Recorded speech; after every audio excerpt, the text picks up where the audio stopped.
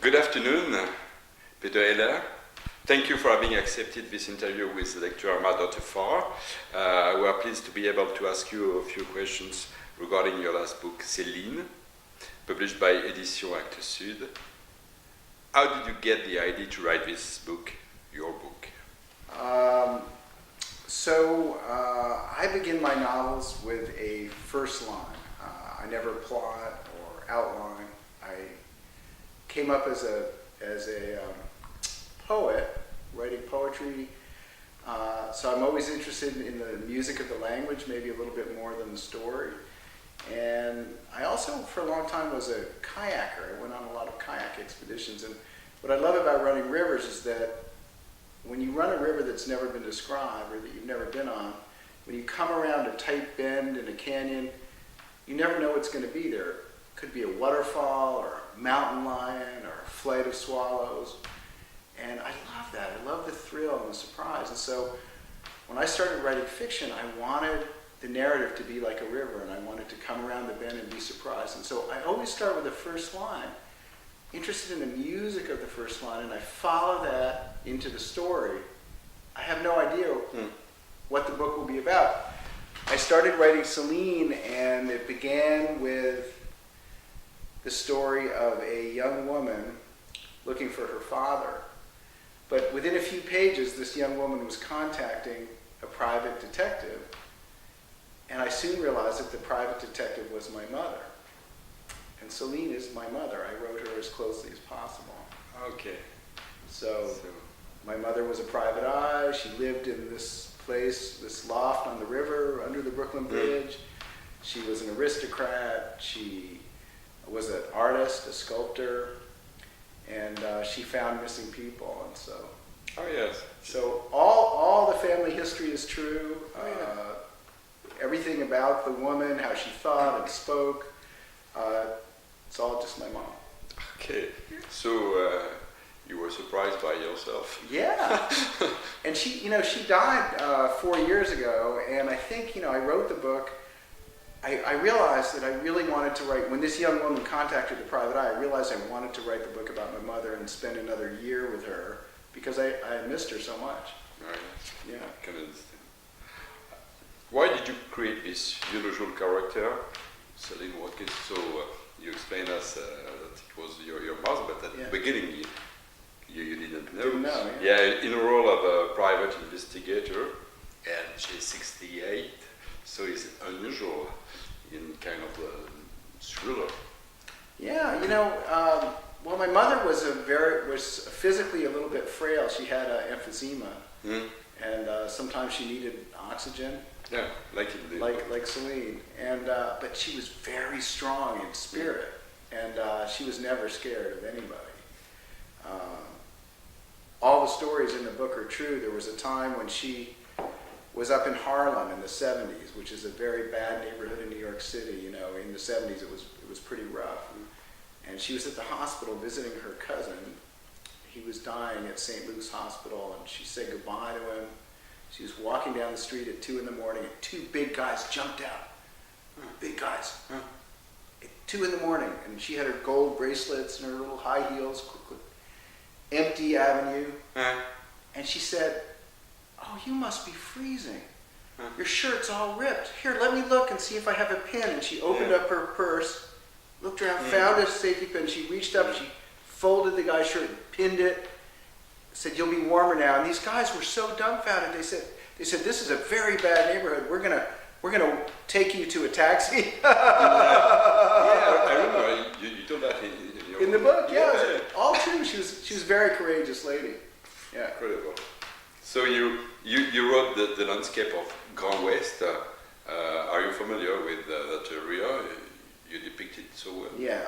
So I live in Denver, Colorado, and I have a little cabin in the mountains that I built years ago. And it's really wild country. We have mountain lion tracks right against the house. Once I had an elk on my roof. An elk jumped up on the roof. It's a shallow roof. Yeah. Yeah. And badgers and coyotes and foxes and lots of wildlife. There's a little mountain stream there that I love to fish every evening. I fish it all year until it's frozen. Yeah. And so we spend a lot of time in the country, and I love the Western landscape. I really love it. I love the vastness of it and the wildness. Looks like lovely, Yeah. It looks like lovely. Yeah. Yeah. What kind of fish do? I fish for trout. Okay. Rainbow, cutthroat, brown trout, brook trout. And sometimes when I'm fishing my mountain creek, I fish a little mountain creek in a wooded canyon, and I'm usually all alone. Mm. There's a little dirt road that goes along the side, but there are places where the creek falls away from the road, and I'm all alone. Mm. And sometimes I'm fishing and I'll see a little bear run across. Oh yeah. Or I'll look up and I'll see a deer, a buck, Oh yeah. standing in the creek looking at me. It's fantastic. Yeah. Yeah. Are you afraid by the birds? Uh, Are you afraid by the birds? No, the bears are always afraid of me. They run away. Okay. So you described the complicity of CELINE with her husband through this investigation.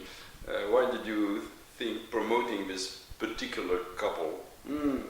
Your father, maybe? He's my stepfather. So Okay. my father and my mother split up when I got out of college. And my mother met this guy, Pete.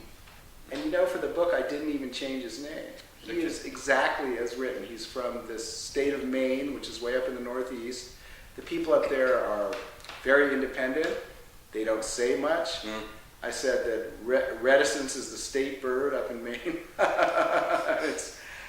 We call Pete the quiet American in the family. And so I wrote Pete just as he is. And their relationship was very special. They were very supportive, very respectful. They loved each other deeply. And, you know, Very silent too. very silent, yeah. You know, when I finished the book, I said, the author in the United States, you always get 2 hard copies right away. Yeah. First copy. So I FedExed Pete a copy. Yeah. And he never says anything. So 4 days later, I got a phone call. Yeah. Hello, he said, this is Pete. I read the book. Yeah. Yeah, what did you think? Yeah. I have 2 criticisms. He said, and I fastened my seatbelt, you know, because he never says anything. So he said, you know, your mother would have never gone out to meet the assassin, the killer, out by Jackson Lake with her bathrobe early in the morning with her cup of coffee and the Glock pistol in there. She would never have gone out without putting on full face makeup, you know, full makeup. Yeah. So I said, oh, okay, I'll change that. And he said, you know, she never took my arm. We always held hands. That was so romantic. I said, okay, I'll fix. And the fact that when silent people decide to speak, it's very important. Right. You know it's significant. Yeah. Yeah. So I didn't remember having read such kind of inquiry by the past by an investigator 68. What did you think when the critics said that you are the champion of a new style of writing, humanist entertainment? Humanist entertainment. I can see the bookshelf on the bookstore. You have biography, history, poetry, humanist entertainment. One book. But a new category. Right. I don't know. You know, it's funny. All my books are different genres, I think. You know, Constellation du Chien, The Dog Stars, was post-apocalyptic. The Painter was a sort of a crime novel. And CELINE, I suppose, is humanist entertainment. It's a little bit of a sort of an exploration of maybe it's a sort of a memoir, maybe it's sort of a biography, maybe it's sort of a crime novel, a little bit noir. I don't know. It's all of this. Yeah. But it's very soft at the end, in a way. Yeah. It's not violent. It's not so rough. It's easy. Right, little tender. Yeah, I think so. Yeah. So, as a reporter traveling a lot through different countries, could we say that your books are a reflection of your passion for nature and so on? Yeah, of course. You know, I had to make a living when I got out of college. At the English department at Dartmouth College, they didn't tell me that you can't make a living being a poet. They should have told me that. It was a little mean of them. Yeah. But I had to do every job. You know, I was a kayak instructor, and I cut trees and built houses, did everything. Delivered pizza. But eventually I thought, well, I'll combine my interests. I love to kayak. I was writing all the time, writing poetry, writing short stories. So I started working for Outside magazine, this outdoor adventure magazine, and traveling the world. And I love, you know, the tension was always that I'm physically exuberant, and I love to paddle, to be on the river, to be in the mountains. But also, I absolutely love to be still, be at a table, and composing stories and poetry. So there was always that tension, and I always had to struggle to make a balance. But I was always happiest in nature and in the wilderness. I always felt the most at home. You wrote poetry as well. Yeah, I wrote a lot of poetry coming Is up. the nature inspiring you? Yeah. You know, my favorite poets are the Tang Dynasty Chinese poets. Okay. You know, 9th, 8th century. Because these guys wrote very simple, imagistic poems, but within a very few lines, they could put you knee-deep in a mountain stream, with the fog tearing through the trees, and you could hear the wind. And their poems are about loss, and I particularly resonate to this subject for some reason. So yeah. How did you balance your expeditions full of danger and your art of writing two different activities? Yeah, very much so.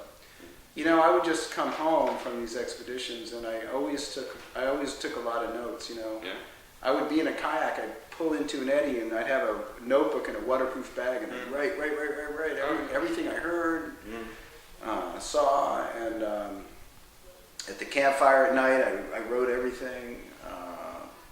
If I was with Sea Shepherd, you know, in the little ship following the Japanese whaling fleet in a big storm in Antarctica, I would stand on the bridge, ram myself in between a bulkhead and the radar table, and just take notes.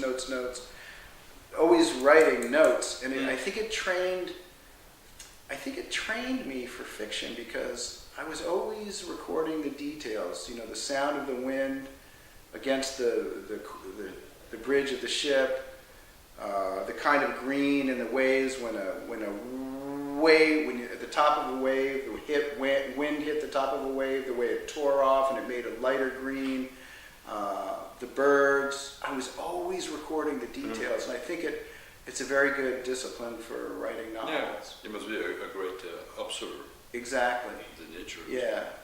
But also character under pressure. You know, on expeditions you see characters, you see people under pressure, extreme pressure. Yeah. It's great for fiction. Yes, I can imagine.